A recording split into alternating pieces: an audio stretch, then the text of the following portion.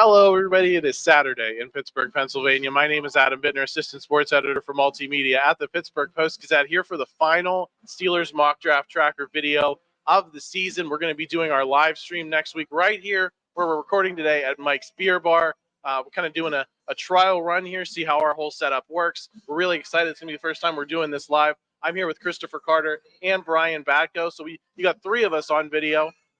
For the first time. It's appropriate for the final mock draft tracker of the video season. Guys, how are you guys doing? Doing great, yeah.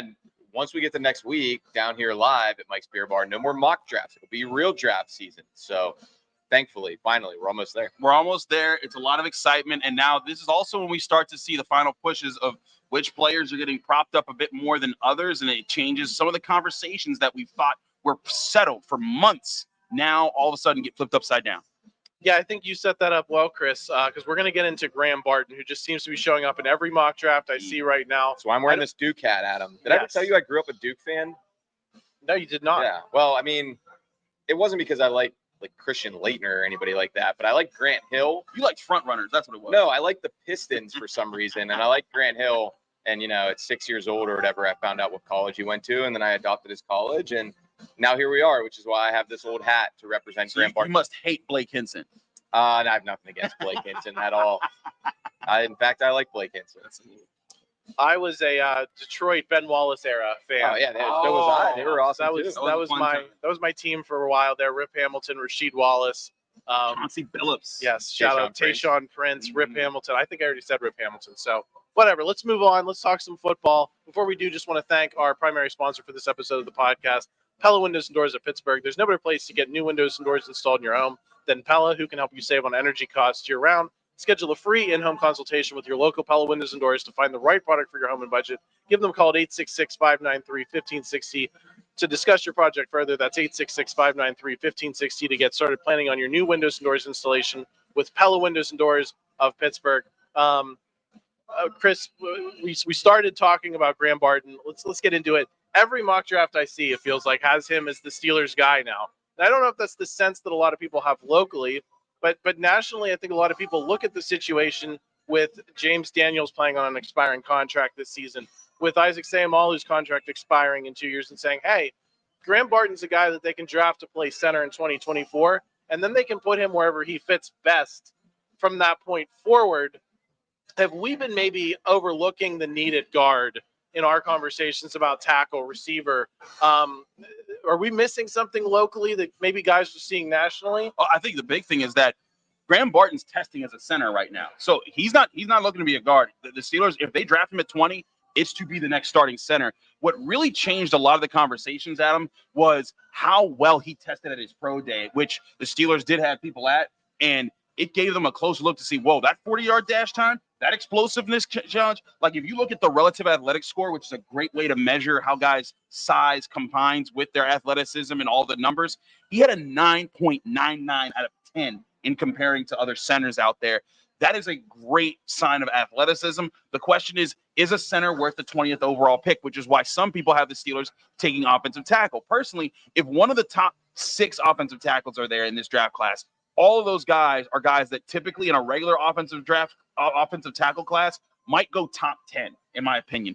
But in this year, there's so many of them, you could still get a guy that typically would be a top 10 pick at offensive tackle, maybe at 20th overall. But Graham Barton is unique because he's athletic, and like you said, he is flexible. He started as a freshman at Duke as the center, played tackle, played guard. We know the Steelers love flexibility. And if you get him, in my opinion, he's starting day one at center. You don't have to worry about that position anymore. And now you can look at tackle, corner, receiver in the second and third round instead of worrying about, will you luck into Zach Frazier in the second round or have to settle for Cedric Van Pran even later in the draft?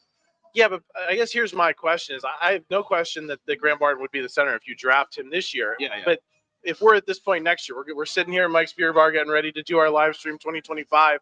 Is it possible we're having any conversation about, hey, there's some decent centers in this draft that could take that mantle from Graham Barton and you can slide Graham Barton over? Brian, do you see that at all as a possible outcome for the Graham Barton and the Steelers? I think it mainly just speaks to his value being increased so much by his positional flexibility and his versatility that he offers you. I mean, his length is a question mark at, I think 32-inch arms or a little bit more. you don't see a lot of tackles with that lack of length at the NFL level. So that's why he's sort of getting pushed inside by a lot of the gurus out there. And he himself is willing to show that and do that as well. So, but he also has just the everybody talks about his football IQ. It seems like he has the mental aptitude, and he showed that. Granted, it was way back in 2020, but Duke started him at center as a true freshman. Yeah. So they thought he had the athleticism and the power and everything to move over to tackle for the next few years. But yeah, I think if they take him at 20, Adam, sort of with what you're getting at, it would be a vote of confidence for the player, the makeup, the floor, and the willingness of him to kind of get in where he fits in at any spot on your offensive line for years to come. You worry less about where he's going to play and how he's going to play. And obviously, if they take him in the first round, they think he's going to play very well. Let's widen the lens here. Brandon Coleman was another name I saw this week as mocked to the Steelers in the third round. I believe that was by ESPN. He stacks up really well at guard. I think he tested as the first or second, according to Lance Zierlein, guard in the draft, but he was available to the Steelers later on in this mock draft. A decent frame, has played some tackle, could play there in a pinch. If we just zoom out, is he a guy that you could be interested later on, regardless of what the Steelers do in the first round? Do you have an interest in the position of guard, period? Bringing in someone who can possibly man that position, possibly slide out to tackle in a pinch. How do you guys view that need with so many mock drafters that seem viewing it that way as a definite need in this draft, more so maybe than next year? The only guys who I look at that way are the guys that grade as first-round talents, guys like Troy Fashanu, who's a guy that some people say needs to move into guard. Talise Fuaga is another guy that can move into guard. But none of the traditional guards, I think, are the early targets in this draft class, particularly because of the other value that's available to the Steelers right now. When you're looking at corner, when you're looking at wide receiver, when you're looking at even linebacker, which they're still definitely in on. They brought in Peyton Wilson recently for a top 30 visit. I think there's too many of those positions that you'll have great value at in the middle rounds, that if you take one in the 6th or 7th, great. I'm not big on Brandon Coleman as one of the top guys to take a spot where you could get a Malachi Corley, the receiver out of Western Kentucky, or you can get Mike Sanders still, the slot corner out of Michigan. That's where I would kind of put those guys. But yeah, like if I'm getting an interior offensive lineman in the earlier rounds of this draft class, they're centers and centers and centers. I'm not worried about guard as much. And if they can flex to guard someday, like you were suggesting, great, awesome. That'd be amazing to have in your repertoire, in your reserves. But if I'm the Steelers, my first priority is offensive tackle and center. Then you worry about guard, and that still comes after finding a slot corner, finding another maybe even a young defensive lineman to pair with Keanu Benton for the future. That I would even rank above guard. But yeah, so he's a little bit lower on my list of priorities right now. Yeah, I'm pretty much with Chris on that. I mean, I get what you're saying, Adam, to your point of, hey, James Daniels, last year of his deal, Isaac Seumalo, he's getting up there past the 30 threshold. But, you've got Nate Herbig on the roster, too. I mean, you're already paying guys to do that job this year. So I think at some point, looking ahead only gets you so far. You need to look toward what's going to help you win right now with Russell Wilson at quarterback. Yeah, I mean, listen, this is a devil's advocate situation for me. Right. Before we get comments screaming, Adam, you don't know what you're talking about. Why are you We're talking about about to throw guards? you off this panel, Listen, Adam. I'm just reflecting what is the national mood here, it seems, in terms of how people perceive the Steelers' needs outside of Pittsburgh. I'm right with you two guys in terms of what I want to see them do. I think it's worth working through, just because we're at the time of year when there's so many mocks to talk about, and that's definitely a trend I'm noticing. So I'm glad we did that. Speaking of people who seem to be building consensus in national mocks, Roman Wilson is another name, the Michigan wide receiver, who I've seen 3 or 4 times in multi-round mocks in the past 2 weeks.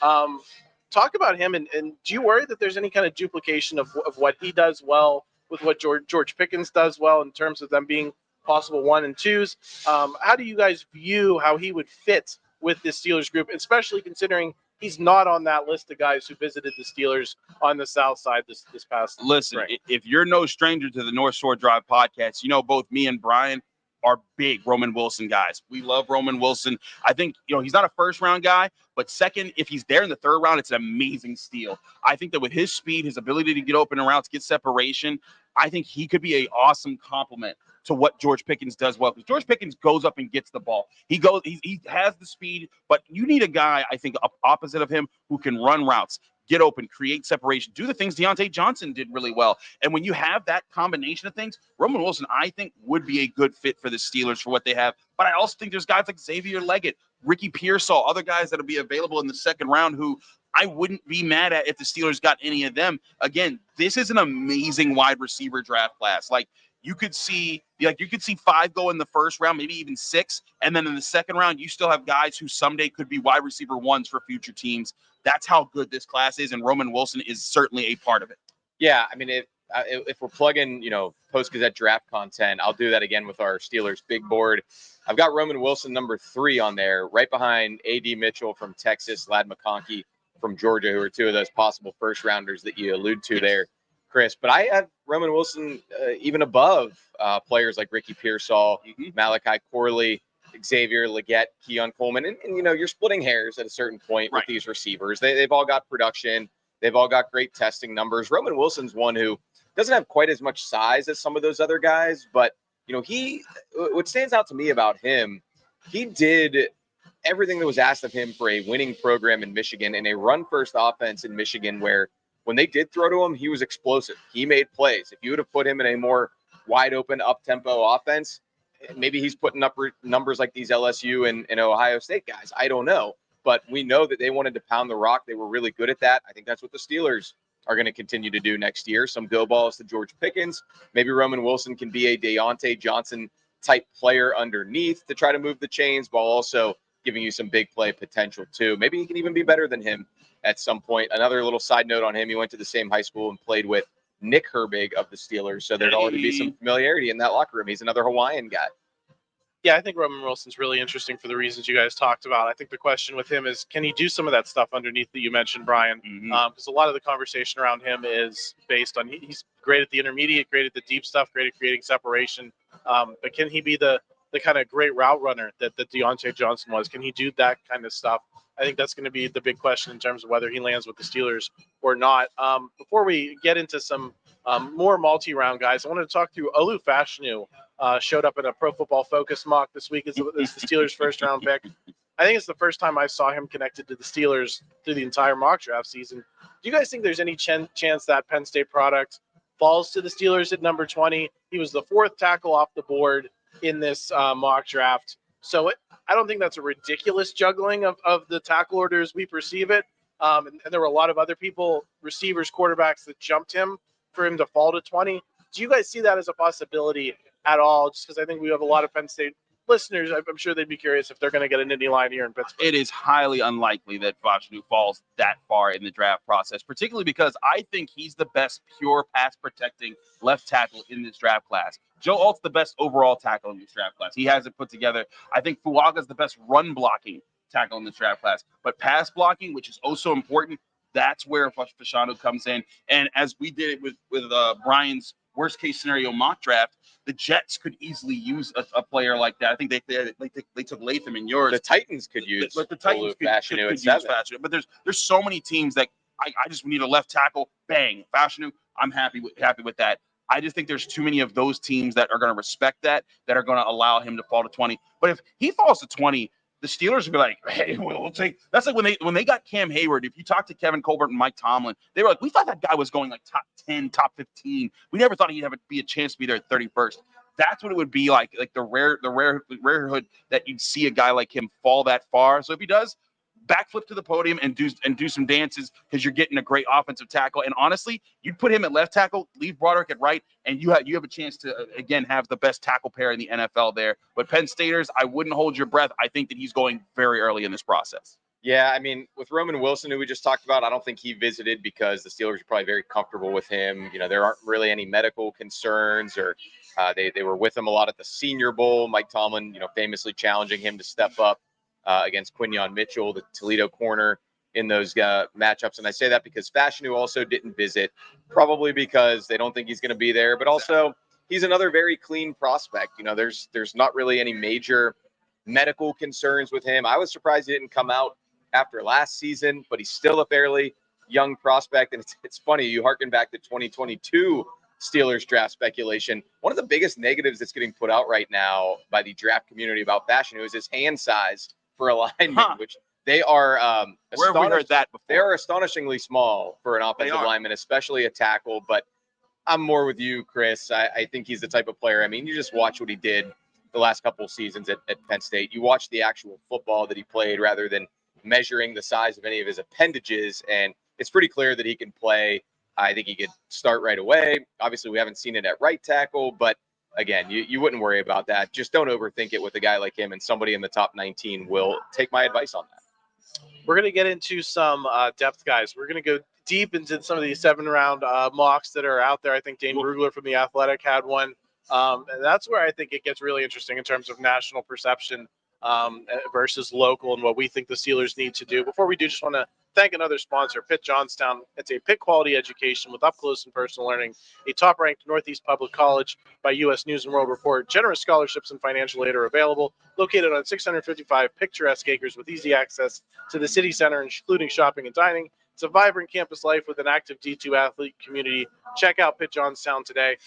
Gentlemen, I've seen more than a handful of edge picks for the Steelers through these multi-round mocks. I perceive it as a position of strength for the Steelers. You have T.J. Watt, you have Alex Highsmith, and if that's not enough, you have Nick Herbig, who impressed a lot of people last season. Bralen Trice was a name that popped up this week as a possible third-round pick for the Steelers. I just want to – we don't need to focus so much on Bralen Trice specifically. I think we can just talk about the position as a whole. Is there any chance that we see that position addressed early in this draft, given that some people perceive it as a need, even if it seems like we don't? No. I just think that the Steelers, not only do you have T.J. Watt and Alex Highsmith, but Herbig came on so well. Maybe you take this one late in the draft, but I just think with all the needs that they need a corner, they need a wide receiver, they need a tackle, they need a center, they need a young defensive lineman, they need a linebacker. All those things. If you take an edge rusher and to pass up any of those positions, I think that you're really messing yourself up over this. Now, if the 5th round comes around and a guy's sitting there, sure, why not? That's kind of what happened with Herbig last year. They did need a third option, and they eventually got one anyways in free agency. But I think that now with their third option ready to go and Herbig maybe even looking at it as like a future starter someday for the Steelers, I don't think there's any way they take a edge rusher in the first 4 rounds of this draft. Brian, where's this perception coming from in terms of the outside and that being a position of need in some people's eyes? Yeah, I mean, I agree with Chris. Talking about Fashanu maybe falling to 20, I'd say never. But with the Steelers taking an edge defender in the first 2 days of the draft, I'm almost willing to say never. I don't think that's going to happen. As far as why, I mean, I don't know.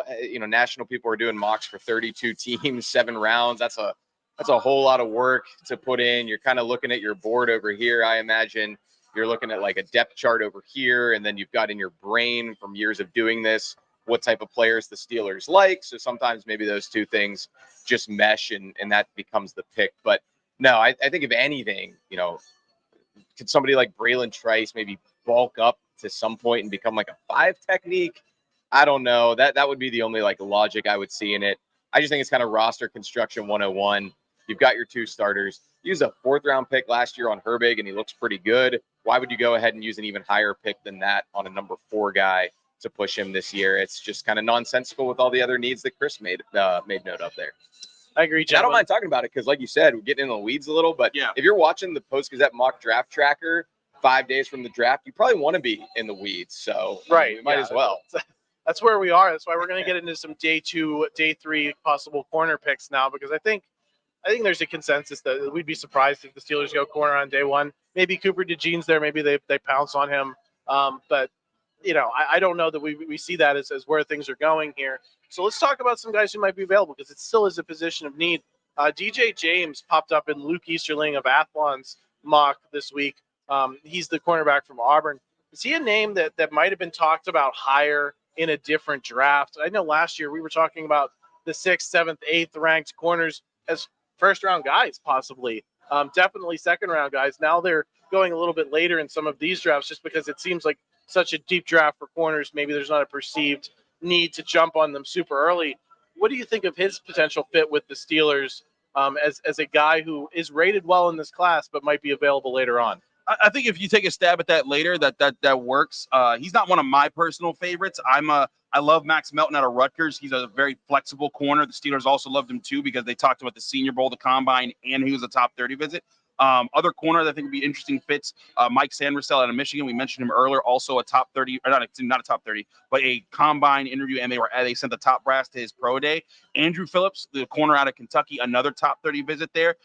Guys who might not get a lot of hype from the Steelers, but I think will be interesting stabs later in the draft. Kyrie Jackson out of Oregon and Cam Hart out of Notre Dame, two longer prospects who kind of fit the more prototype that they've wanted to get with the Joey Porter Jr.'s, the Darius Rushes, the Corey Trices. That, hey, if you don't get a corner in the early rounds, that's fine. These guys can be guys in the later rounds that you choose to develop because you do have Dante Jackson available. But it depends on what you're drafting for, Adam. If you want an outside corner, a slot corner, or a flexible guy that can do both, that depends on what the Steelers' priorities are. Slot corner, they need a starter. They need a guy who's going to plug in there right now. I think Mike Sanders he's like Mike Hilton, but much better in deep coverage than Mike Hilton was in his time with the Steelers. It projects to be much better there. Cooper DeJean is like your top end of that, where he could play slot and safety and outside.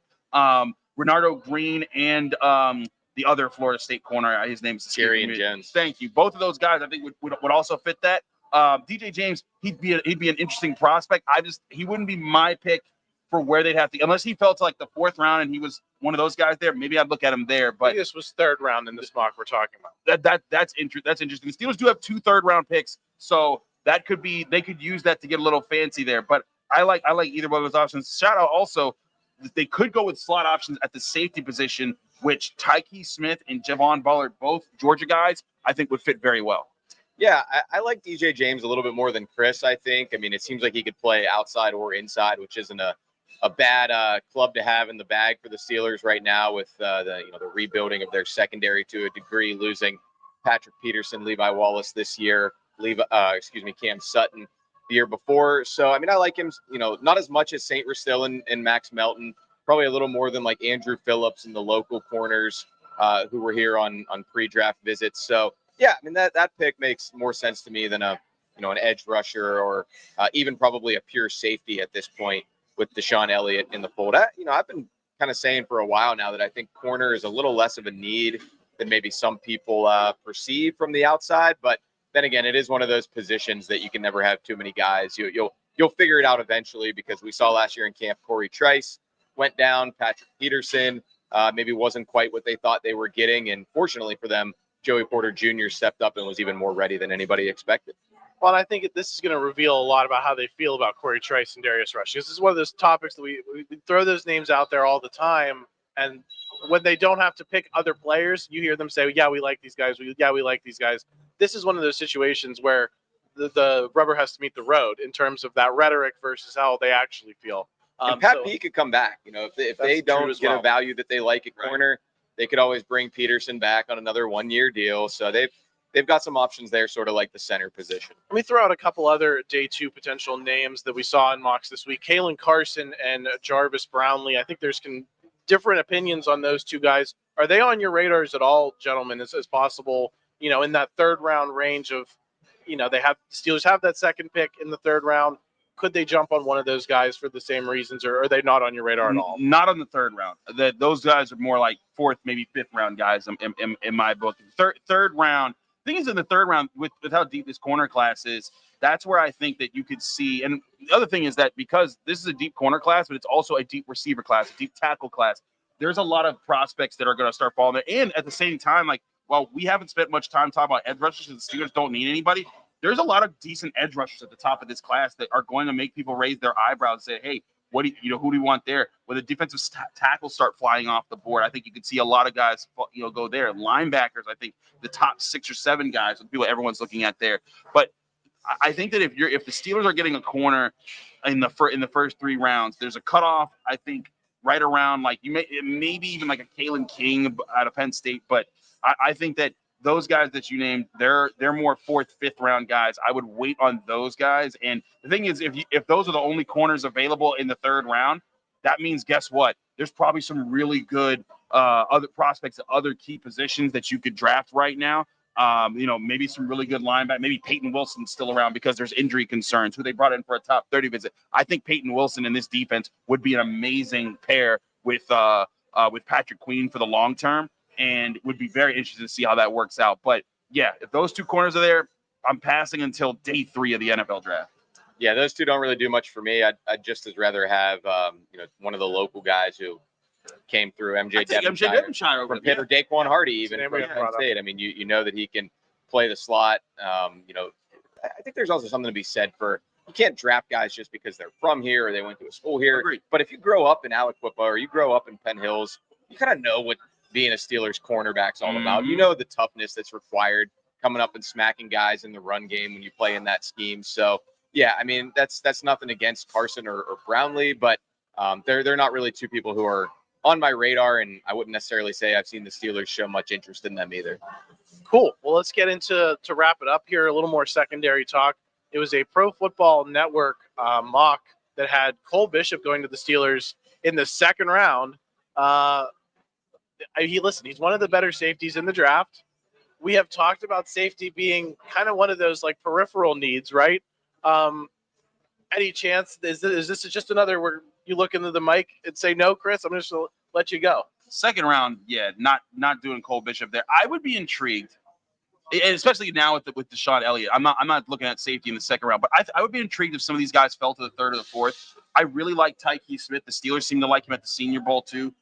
He really impressed there because of his slot coverage ability. And I'm looking at safeties who fill a specific role, because Deshaun Elliott will be your traditional strong safety. If DeMonte KZ's still around, like I think he will be, he could still be another flexible safety for you. Minkah Fitzpatrick, let him get back to being Minkah Fitzpatrick. Let him get back to being the center fielding, super all-pro safety that flies all over the field. And last year, he had to come up too much in the box. So if I'm looking at guys here, maybe I'm looking at a Caelen Bullock out of USC, because he's another big-bodied guy who can help up there. The Steelers didn't take any looks at Jaden Hicks out of Washington State. He'd be another bigger-bodied guy I would take a look at. But specifically slot coverage guys, Tyke Smith, Javon Bullard, those are guys, if you can mirror well, got receivers in the slot, change your direction, and run with guys and stick in their hip pocket, that would be a value at the safety position to me. But I just think that the Steelers, with all their other needs, that falls a little bit down. One safety, if you want to take a really wild card pick here, James Williams out of Miami, because of how tall he is. I think he's like 6'5" or something like that.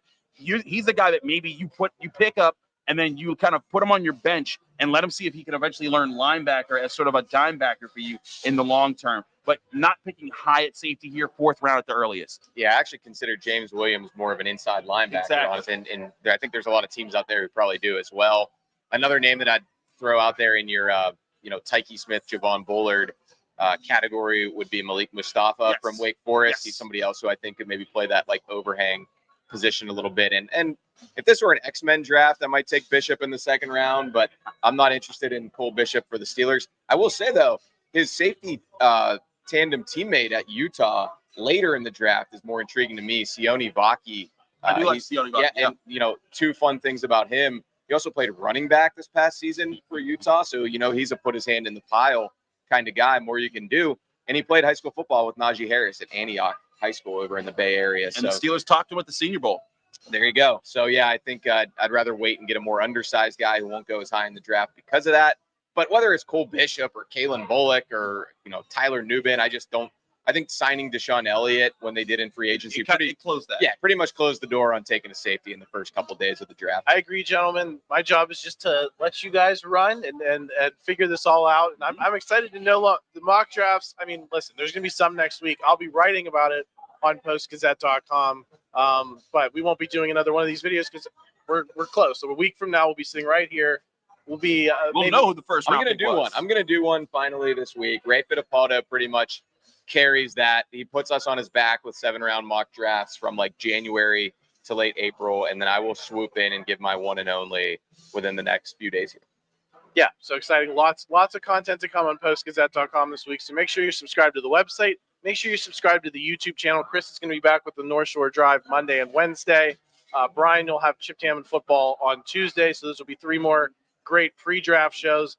Next time you'll see me, we'll be here from Mike's Beer Bar on Thursday.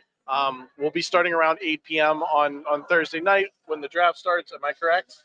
8 p.m.? Yes, somewhere on the And then we'll start earlier on Friday because I think the draft starts a little bit earlier Friday night. So right around when the main draft broadcast is starting, that's when you can tune in, check us out. It'll be me and Chris here. Brian will be at the facility. We'll have Joe Starkey, Paul Zeiss, maybe Ray Fittipaldo rolling through. So make sure you're subscribed. Lots coming your way. And please, if you enjoyed this video, like it. help us out in the YouTube algorithm. We're excited. We're excited to do this for the first time next week. So thanks for joining us on this whole pre-draft ride, and we'll talk to you again next week. Thank you for checking out this content from Post-Gazette Sports. If you watch this video on YouTube, please like the video and subscribe to our channel. For all of the sports coverage the Post-Gazette has to offer, visit post-gazette.com.